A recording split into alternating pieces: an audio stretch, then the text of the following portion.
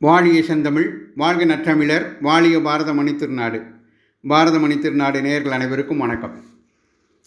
இந்திய தேர்தல்களில் சுயேட்சைகளின் வரலாறை குறித்து இப்பொழுது காண்போம்.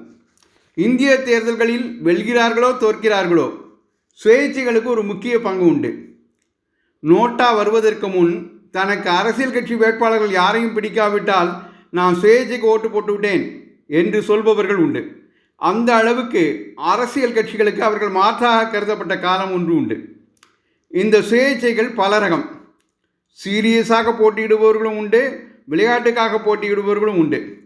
ஒரு குறிப்பிட்ட பிரிவினரின் நலன்களை முன்னிறுத்துவதற்காக போட்டியிடுபவர்களும் உண்டு.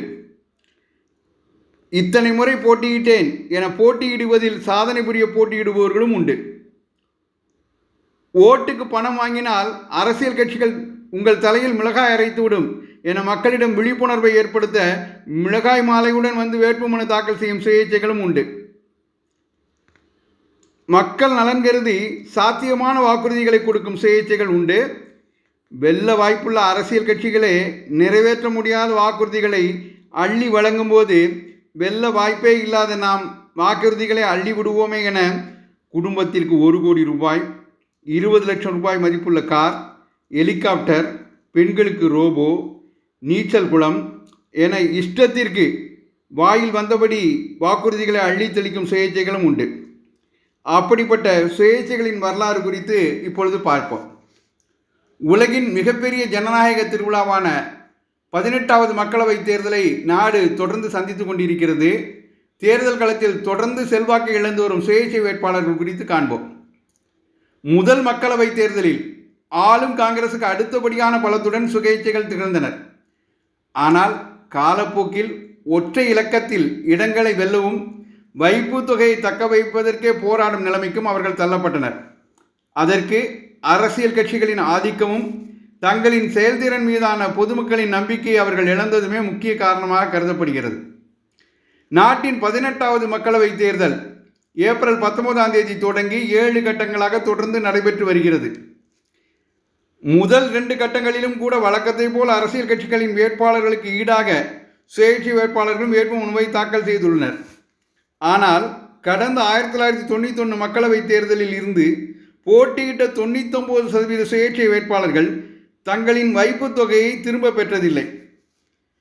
நாட்டின் ஜனநாயக அமைப்புகளுக்காக நடத்தப்படும் தேர்தல்களில் போட்டியிடும் வேட்பாளர்களிடமிருந்து வேட்புமனு தாக்கலின் போது தேர்தல் ஆணையத்தால் பாதுகாப்பு வைப்பு தொகை, செக்யூரிட்டி டெபாசிட் வசூலிக்கப்படும். போட்டியிடும் தொகுதியில் பதிவான மொத்த செல்லுபடியாகும் வாக்குகளில் குறைந்தபட்சம் 6இல் 1 பங்கை வேட்பாளர்கள் பெற்றால் அவர்களின் வைப்பு தொகை திருப்பி அளிக்கப்படும். அந்த குறிப்பிட்ட அளவு வாக்குகளை பெற தவறினால் அவர்களின் வைப்பு தொகை அரசின் கருவூலத்தில் செலுத்தப்படும்.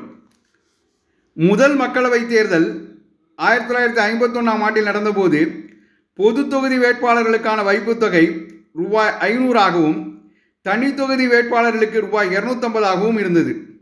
தற்போது பொது தொகுதிக்கு ரூபாய் 25,000ஆகவும் தனி தொகுதிக்கு ரூபாய் 12,500ஆகவும் அந்த வைப்பு தொகை அதிகரித்துள்ளது. தேர்தலில் வைப்பு தொகையை திரும்ப பெறுவது என்பது பண விஷயம் மட்டுமல்ல, வெற்றி தோல்வியை தாண்டி வேட்பாளர்களின் அங்கீகார விஷயமாக கருதப்படுகிறது. டெபாசிட் இழந்து விட்டார் என்று கேலி செய்வார்கள். இதன் காரணமாக வைப்பு தொகையை இழப்பதை எந்த வேட்பாளர்களும் விரும்புவதில்லை. சுயேட்சைகள் தொடர்ந்து களம் கண்டு வருகிறார்கள். அந்த வகையில் வைப்பு தொகையை இழந்தாலும் எந்த கட்சியுடனும் சேராமல் தேர்தலில் தனித்து போட்டியிடும் சுயேட்சை வேட்பாளர்களின் எண்ணிக்கை தேர்தல் ஆணைய தரவுகளின்படி முதல் மக்களவைத் தேர்தலில் இருந்து தொடர்ந்து அதிகரித்து வருகிறது. அதே வேளையில் வெற்றி பெறும் சுயேட்சை வேட்பாளர்களின் எண்ணிக்கை குறைந்து கொண்டே வருகிறது. முதல் 4 தேர்தல்கள். அந்த முதல் 4 தேர்தல்களில் முதல் மக்களவைத் தேர்தலில் போட்டியிட்ட 533 சுயேட்சை வேட்பாளர்களில் 6.9% 37 பேர் வெற்றி பெற்றனர்.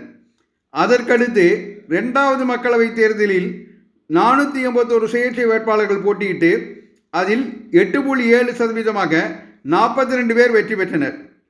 தேர்தல் வெற்றியில் ஆளுங்கட்சியான பலம் வாய்ந்த காங்கிரசுக்கு அடுத்தபடியாக சுயேட்சைகள் இருந்தனர். எனினும் இவ்விரு தேர்தல்களிலும் 67% வேட்பாளர்கள் தங்களின் வைப்பு தொகையை இழந்தனர். 1962 நடந்த 3வது மக்களவைத் தேர்தலில் போட்டியிட்ட 479 சுயேட்சை வேட்பாளர்களில் 4.2% 20 பேர் வெற்றி பெற்றனர். முதன்முறையாக இத்தேர்தல்களில் சுயேட்சைகளின் பலத்தை அரசியல் கட்சிகள் முந்தின. 78% வேட்பாளர்கள் வைப்புத் தொகையை இழந்தனர். 1967 நடந்த 4வது மக்களவைத் தேர்தலில் போட்டியிட்ட 866 சுயேட்சை வேட்பாளர்களில் 4.4% 35 பேர் வெற்றி பெற்றனர். தொடர்ந்து சுயேட்சைகளாக 1971 தேர்தலில் 1134 பேரும், 1977 1224 பேரும், 1980 2826 பேரும் தேர்தலில் போட்டியிட்டனர். ஆனால் ஒற்றை இலக்கத்திலேயே தேர்தலில் வென்றனர். இந்திரா காந்தி மறைவை தொடர்ந்து நடைபெற்ற 1984 மக்களவைத் தேர்தலில் போட்டியிட்ட 3894 சுயேட்சை வேட்பாளர்களில் 0.30% 13 பேர் மட்டுமே வெற்றி பெற்றனர். 96% வேட்பாளர்கள் வைப்புத் தொகையை இழந்தனர். ஜனநாயக அமைப்பில் பல்வேறு மாநிலங்களைச் சேர்ந்த பிராந்திய கட்சியின் பங்கு மேலோங்கியதைத் தொடர்ந்து சுயேட்சைகளின் செல்வாக்கு சரிந்தது. 2019 வென்ற நால்வரை குறித்து பார்ப்போம். காலமும் களமும் முழுமையாக மாறி முந்தைய 17வது மக்களவைத் தேர்தலில் போட்டியிட்ட 3461 சுயேட்சை வேட்பாளர்களில் 4 பேர் மட்டுமே வெற்றி பெற்றுள்ளனர். இதன் மூலம் சுயேட்சைகளின் வெற்றி சதவீதம் 0.11% குறைந்துள்ளது. 99.6% வேட்பாளர்கள் வைப்புத் தொகையை இழந்துள்ளனர். ஆனால் இந்த வெற்றி பெற்ற நால்வருமே அரசியல் கட்சிகளின் ஆதரவோடு வெற்றி பெற்றனர் என்பது குறிப்பிடத்தக்கது. கர்நாடகத்தின் மாண்டியா தொகுதியில் பாஜக ஆதரவுடன் போட்டியிட்ட திருமதி சுமலதா அம்பரீஷ் வெற்றி பெற்றார். அவர் தற்பொழுது பாஜகவில் இணைந்துள்ளார். மகாராஷ்டிரத்தில் அமராவதி தொகுதியில் காங்கிரஸ் NCP கூட்டணியால் ஆதரிக்கப்பட்ட நவநீத் ராணா சுயேட்சையாக வென்றார். அஸ்ஸாமின் கோக்ராஜ்கர் தொகுதியில் உல்ஃபா அமைப்பின் முன்னாள் தளபதி நபா குமார் சரண்யா வெற்றி பெற்றார். இவர் சமீபத்தில் பாஜகவில் இணைந்தார். டெல்கர், தாத்ரா மற்றும் நாகா ஹவேலி தொகுதியில் மோகன்பாய் சஞ்சிபாய் டெல்கர் சுயேட்சையாக வென்றார். இவர் 2021 ஆண்டு உயிரிழந்தார். இப்போது சிவசேனை உத்தவ் தாக்கரே சார்பில் அவரது மனைவி MP-யாக உள்ளார்.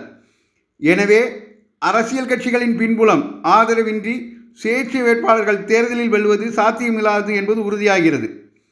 இது குறித்து அரசியல் துறை நிபுணர்கள் கூறுகையில், அரசியல் கட்சிகளின் வாய்ப்பு மறுக்கப்பட்டவர்களும் போட்டியாளர்களின் வாக்குகளை குறைக்க எதிர்க்கட்சியால் நிறுத்தப்படும் நபர்களுமே பெரும்பாலும் சுயேட்சைகளாக போட்டியிடுகின்றனர். அவர்கள் வெற்றி பெற்றாலும் அது பேரம் பேசுவதற்கான உள்நோக்கத்திற்காகவே என மக்களிடையே சந்தேகம் உள்ளது. தங்கள் வாக்குறுதிகளை நிறைவேற்றக்கூடிய வேட்பாளர்கள் யார் என்பதை வாக்காளர்கள் தெளிவாக உணர்ந்துள்ள நிலையில் தேர்தல்களில் சுயேட்சைகளின் பங்கு பொருத்தமற்றதாக மாறியிருக்கிறது.